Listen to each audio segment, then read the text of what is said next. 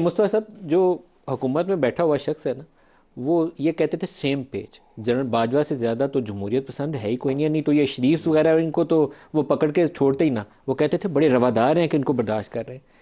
अब वो बाद में कहा कि ये मीर जाफ़र और मीर सादक है। ये टिपिकल रवैया हमारी तमाम सियासी जमातों का है। सिर्फ पीटीआई की रिसेंट एग्जाम्पल है, बाकी करते सारे यही हैं। जी।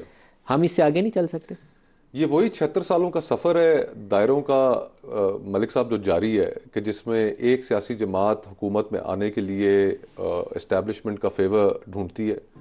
जब उसको वो मिल जाए तो इस्टेब्लिशमेंट उसके लिए बिल्कुल अच्छी हो जाती है, उनकी तारीफ़ें वो करते हैं, और जब उनसे दोबारा नाराज़ हो जाएं और हुकूमत से निकाल दें तो बस फिर उनके खिलाफ हो जाते हैं। तो यही सिलसिला पाकिस्तान में 76 सालों से जारी है। सर ऐसे ऐसे तारीखी बयानात हैं इमरान के। मतलब इमरान कहते थे कि ऐसा ही फ़ोन टेप करती है तो ठीक करती ठीक है। करती है। ये जो चोरों को डर होता जी है, हाँ, जी हाँ। तो मुझे तो डर नहीं है, उनको करना चाहिए। जी हाँ। ही जस्टिफाई कर रहे थे ना एज प्राइम मिनिस्टर। अब वो खुद विक्टिम है तो अब वो प्रोटेस्ट करते हैं, लेकिन वही जस्टिफाइड एज प्राइम जी, मिनिस्टर। तो बुनियादी तौर पे तो हमें इस चीज़ को बदलना है कि ये कैसा निज़ाम है कि 2018 में जो मंजूर नज़र थे वो आज ज़ेर एताब हैं, और जो उस वक्त ज़ेर एताब थे वो आज मंजूर नज़र हैं।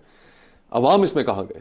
अवाम के वोट की क्या हैसियत रही? अवाम की एस्पिरेशंस की क्या हैसियत रही? वो तो बेमायनी होकर रह गए। कसूरवार ज्यादा फिर सियासतदान नहीं, जो सियासतदानों का बहुत कसूर है इसमें, मलिक साहब, इसमें कोई शक कुर्सी नहीं पे है। बैठने के लिए बारी देख रहे होते जी हैं, हाँ, जिसको मौका मिलता है सारा कुछ भूल के छलांग मारता बैठ बिल्कुल, जाता है। सियासतदानों का बहुत ज्यादा कसूर है इसमें। चंद ओहदों के लिए बिक जाते हैं, अपने प्रिंसिपल्स पे कॉम्प्रोमाइज कर नवाज लेते शरीफ ने हैं। 66 नशिस्तों के ऊपर वो विक्ट्री स्पीच कर दी जी थी हाँ। इस इलेक्शन में। जी हाँ। तो सबसे हमारे पुराने सियासतदानों में उन्हीं का नाम आता है ना, 3 दफा के वज़ीर और आज़म रह बड़ा चुके नाम हैं। है पाकिस्तानी सियासत का। तो उन्होंने 66 जी नशिस्तों हाँ। के ऊपर कैसे विक्ट्री स्पीच की सर? और मैं तो इस हवाले से भी मियाँ साहब को जब देखता हूँ तो हैरान होता हूँ कि उनका एक बड़ा तवील करियर है, जिसकी इब्तदा मेरे ख्याल में वजीर ख़जाना बनने से नहीं होती, वजीर आज़म 1990 में बनने से नहीं होती, उस वक्त से होती है जब 1993 में वो कहते हैं कि मैं डिक्टेशन नहीं डिक्टेशन दूंगा गुलाम इसहाक के खिलाफ, जब गुलाम उन्होंने हुसैन खान उंगलियां साहब के तोड़ दी। खिलाफ। तो वहां से उनके पॉलिटिकल करियर की मेरे नजदीक इब्तदा होती है, और उस अपने इर्तिकाई अमल से गुजरते हुए, गलतियां भी करते हुए, वो 2006 में एक चार्टर ऑफ डेमोक्रेसी साइन करते हैं। उसमें पीपल्स पार्टी भी शामिल होती है, और तमाम जमातें इस चीज पर इतफाक करती हैं कि वो हुकूमत में आने के लिए एस्टेब्लिशमेंट का कंधा इस्तेमाल नहीं करेंगी। लेकिन बीबी ने और उसी वक्त वो किया, वो अनफॉर्चुनेटली, और फिर आज एनआरओ वाली जो जी अंडरस्टैंडिंग थी यूएई में, एक तरफ आपका सीओडी साइन हो रहा था, दूसरी तरफ यूएई में जनरल मुशर्रफ से मुज़ाकरात हो रहे थे। जी तो आई थिंक हमारे पॉलिटिशियंस को एडमिट करना चाहिए अपना फेलियर पब्लिकली, जी। और उसके बाद माफ़ी मांगनी चाहिए कौम से कि हम ये कुछ करते रहे पाकिस्तान के साथ। कौम से भले ये माफी ना भी मांगे जी, लेकिन मलिक साहब आज इतनी अवेयरनेस हो गई है कि लोग हर चीज से वाकिफ हैं। हम अगर ये तस्वुर कर लें कि वोटर जो है वो किसी चीज से वाकिफ नहीं है, उससे चीजें पोशीदा रखी जा सकती हैं, आज वो दौर ही नहीं रह गया। रात को किसी बंद कमरे में मुलाकात हो, अगले दिन आधे पाकिस्तान को पता होता है कि जनाब यहां पर क्या हुआ। आईपीपी बनती है, अगले दिन पूरे पाकिस्तान को पता होता है कि आईपीपी कहां से बनी। तो अब वो दौर रह नहीं गया। हर चीज़ से लोग वाकिफ़ हैं। वो हर शख्स भी चीज से वाकिफ़ है जो टांगा चला रहा है, जी। या रिक्शा चला रहा है, या रेडी लगा रहा है, उसको भी पूरी खबर का पता है।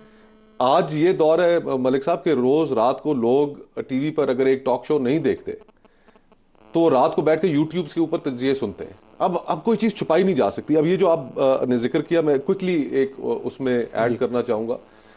ये जिम्मेदारी भी हम सियासतदानों की है कि हम इस चीज के ऊपर, ये जो अब गार्डियन की खबर हमारे सामने आई, कि हम इसके ऊपर सवाल करना शुरू करें। और आपने दुरुस्त कहा, ऐसी मिसालें मौजूद हैं। मैं खुद चेयरमैन था इंसानी हकूक कमेटी का। बलूचिस्तान के अंदर एक वाकया हुआ, और उस वाकये पे मैंने जो आईजीएफसी थे, एक सर्विंग मेजर जनरल थे उस वक्त, उनको मैंने कमेटी के अंदर इंसानी हकूक के तलब किया, और वो आए। और खुदा शाहिद है कि वो एक बहुत नफीस आदमी थे। मेजर जनरल सरफराज बाद में लेफ्टिनेंट जनरल बने, शहीद हुए, और कमेटी में आए। लेकिन जब मैंने नोटिस इशू किया तो उस वक्त जो सेनेट सेक्रेटेरिएट था वो भी घबरा गया, और उनका कि जनाब आप ये क्या कर रहे हैं, जनरल साहब को नोटिस दे रहे हैं। जनरल साहब को आप नोटिस दे रहे हैं। मैं कहा यार ये हमारा मुल्क है, हमने इस मुल्क को मिलकर चलाना है। जो मेरे जिम्मे काम डाला गया है, मुझे वो एक ईमानदारी से वो काम करना है।